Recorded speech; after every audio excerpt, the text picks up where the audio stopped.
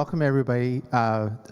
Since this is a short talk, I'm going to get started, otherwise I'm losing precious time. I have to say I feel a little strange standing up here and giving a talk on website development and design. I am by no means a good website developer, but I can be greatly assisted by some tools, and I just wanted to share. It's like I don't know, you find a new hammer and you want to share the idea of a new hammer with other people who like to build. And so I think of that, this is that kind of talk. All right, so let's get started. So back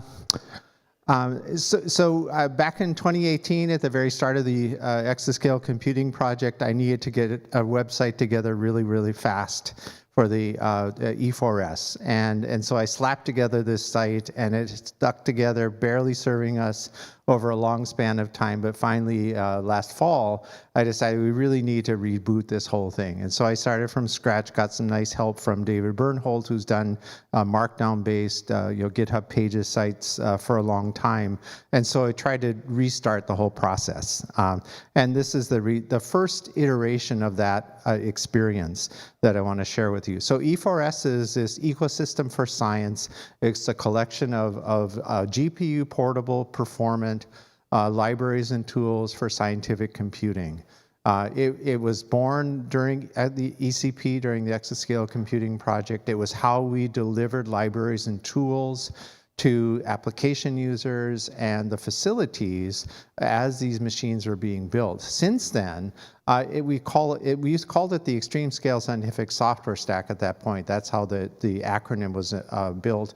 But now we call it Ecosystem for Science because we're in a different phase. We have this collection of library tools we're curating.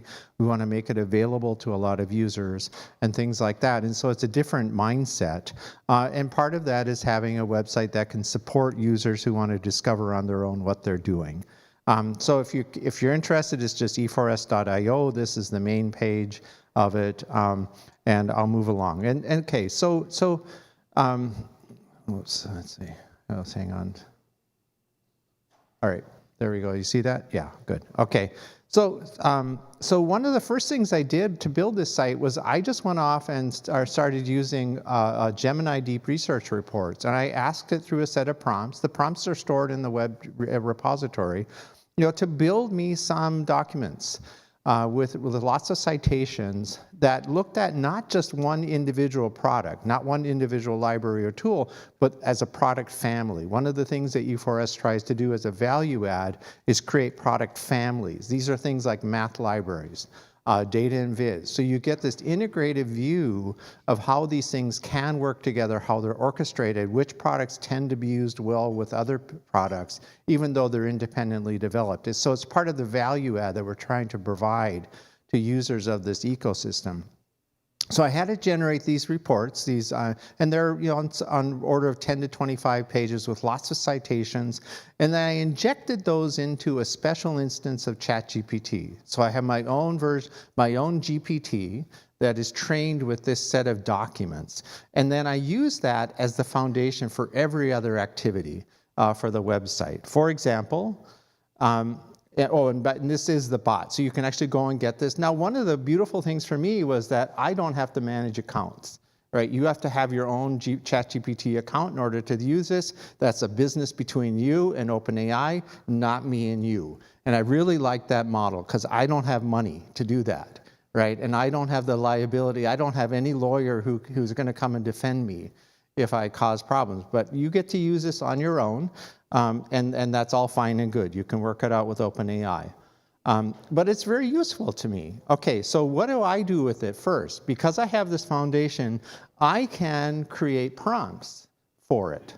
And I can use those prompts to generate Markdown files, and then I can submit those, edit them a little bit, and then check them in, and then have Jekyll compiler on the back end build this for me into a beautiful web page. And so the workflow is you create a draft prompt, use the GPT to generate the draft Markdown source file, you take a look at it, fix it up if you want to, and then you commit it to the repo, and then Jekyll publishes it.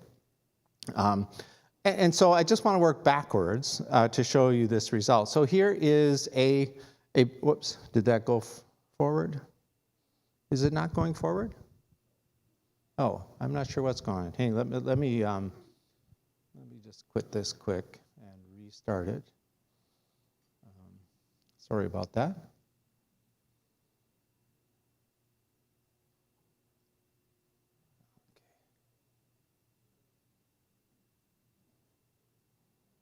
Okay, you see that now, right? Okay, sorry about that. Anyway, these are the files. This is the GPT that you can call on your own. These are the list of prompt files that are sitting in the GitHub repo. And then this is the workflow. Create a draft prompt, use the GPT to generate, edit it, and then commit and publish. And so here's an example web page, just working backwards. So one of the things I wanted to do was create a web page in the e4s.io repo, or the site, that talks about what I did to create the website. And so that's what this page is. What you'll notice here is I have some blue buttons across the top. Those are little bits of web coding that I didn't write myself. I coached the GPT to produce it for this list of them, and I can populate it as a set of functions, in a sense, to the site. But this is a rendered web page. This is the markdown that the GPT generates, and just to give you a little bit of a sense of what it looks like, there's the metadata that sits at the top of the file. There's the generated markdown, and including the overview, and then I had it generate a table, and then this is the prompt that I used along with the GPT. Again, here is the instructions that I'm giving to the GPT to generate this markdown file. So this markdown file, this prompt created this markdown file, which was then used to generate this web page. And by the time I got to the end of this process, I was really quite good at doing this, with the assistance of the GPT and producing new pages, with a nice polished look. All right. So the next step to me, and I haven't had this experience yet, so I still have to work through this, is now let's say I want to update these pages. How do I do that in a way that's incremental?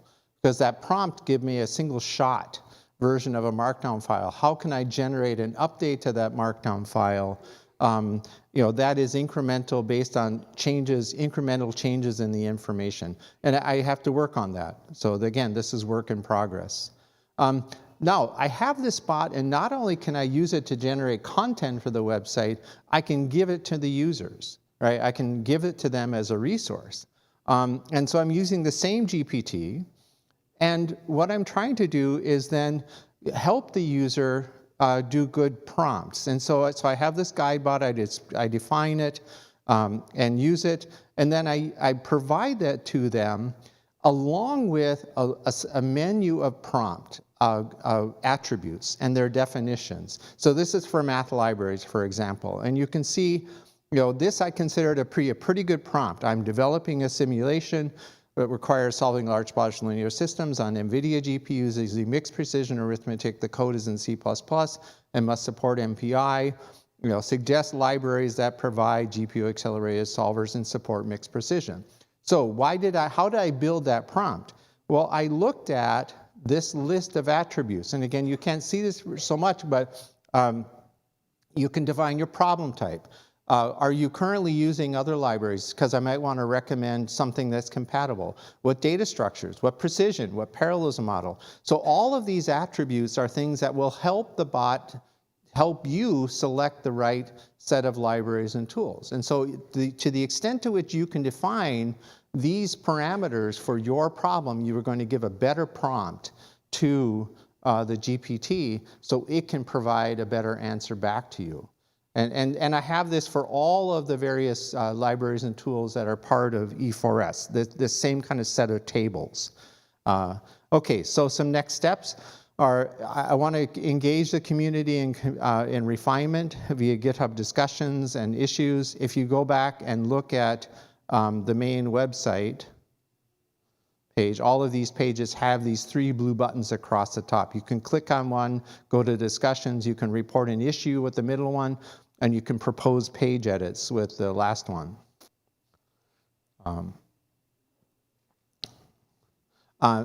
I want to figure out some techniques for ongoing content improvement. And I also want to look at things like skill files and similar to make our software features discoverable and usable by agents. I view that as a next generation activity for what we're doing. So just a few closing thoughts, and then I have plenty of time for any questions or a break again if you want. So I found these expert bots can be a really effective Markdown website code developer. It gives me excellent draft content. Again, we have to figure out how to do updates. The thing that really excites me about this approach is the bot existing on the web page. So I've been in the scientific libraries and tools community for a very long time as a producer of these, right? And I often get questions, so, well, which solver should I use? And of course, they think I'm going to be biased and say Trilinos. I try not to be, because the last thing I want is to give someone advice to use Trilinos when it was the wrong decision and have them dislike me later, or have a bad opinion. So, I'll often recommend a different one. Right? I'll try to be honest. But still, it's kind of like asking a Chevy dealer, going to them and saying, should I buy a Ford or a Chevy? That's not the person you should ask.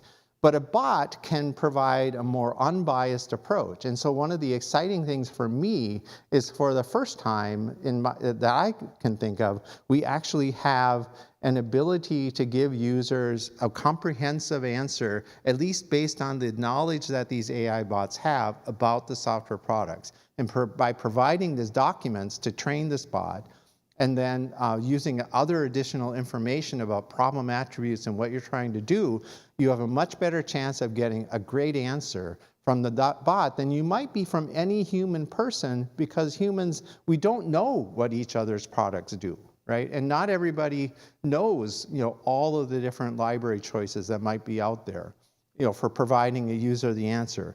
And so I think that perhaps the most valuable aspect of the bot is that it can start moving us in the direction of giving good, comprehensive, and unbiased answers to questions of which libraries and tools should I use.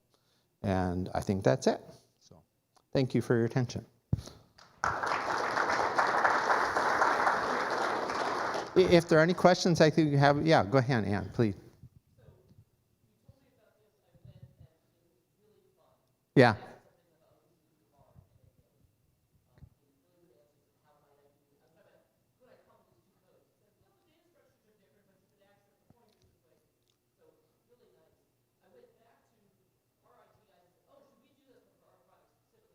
Yeah.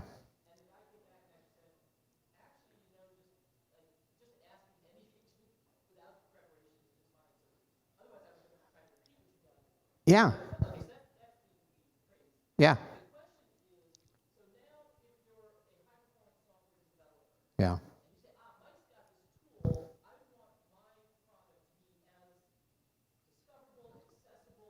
Yeah. Yeah. Mm-hmm. Yeah, that's actually, I think, a great conversation that I've been working on a little white paper on that to talk about skills. I think that's one example of how publishing, making your product discoverable is, I think,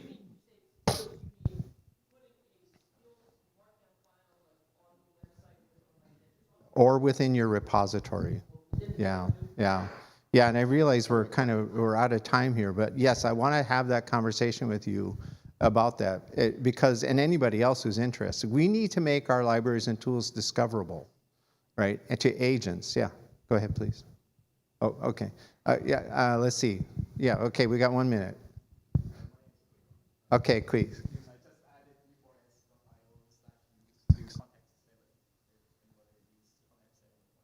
Oh, very good. Thank you. Yeah. Go ahead. Yeah, we just go ahead. No, we're done. You go ahead. Yeah. Okay. Your last point says it does it in an unbiased version. How That's do you know? my conjecture. That's a conjecture. That's my conjecture. But my experience has been it does. Right? I don't know how to prove, but because I'm a Trilinos person, right? I know Petsy sort of well, but not really well. Barry Smith and others and the Petsy team know Petsy really well, and they sort of know Trilinos, but not really well. Who knows both of these products really well? I think this bot does. Yeah, that's one thing, but bias is another thing. Like knowing something very well and being biased towards something are two orthogonal issues, I would say. Okay. I would agree that that's generally true. Yes. But I mean, if you say it's a conjecture, that's fine with me. Yeah. Yeah. Anyway, I should stop because I think we're on to the next thing, right?